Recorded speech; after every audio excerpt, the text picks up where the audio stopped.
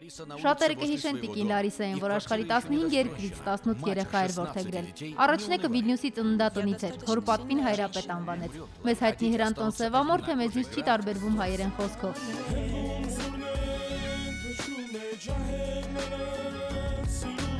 Տիկին Լարիսայի մահից 5 տարի անց նա գտել է լիտվացի մորը, որ նրանից հրաժարվել էր Սևամորթ լինելու պատճառով։ Ռուսական NTV հեռուստալիքով հեռարձակվող խոսում ենք եւ ցույց տալիս հաղորդմանը, մայրը որդուն բացահայտեց նրա պատմությունը։ Ծնունդով Անգոլայից հայրը միանգամից հրապուրել էր շիկահեր լիտվուհուն։ Ոչ թե ուզում եմ ներել, այլ պարզապես տեսնել, ինչ տեսք ունեն նրանք, ինչպես են ապրում առանց ինձ։ Познакомьтесь, пожалуйста, Грант. Ее зовут Елена.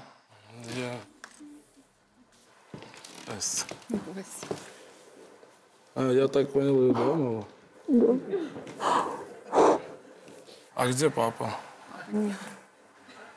Папы нет. Из вариантов темнокожий ребенок. Տարբերակ չկար, երեխան սևամորթ էր։ Անձնակազմն ինձ խորհուրդ տվեց մտածել պատմություն, որ բոլորին կգոհացնի։ Մենք ասացինք, որ երեխան մահացել է սրտի անբավարարությունից։ Հիմա Հրանտն ապրում ու աշխատում է Մոսկվայում եւ շարունակում է զբաղվել երաժշտությամբ։ Նա համոզված է, եթե մայրը ժամանակին իրենից չհրաժարվեր, հիմա շատ կհպարտանար իրենով։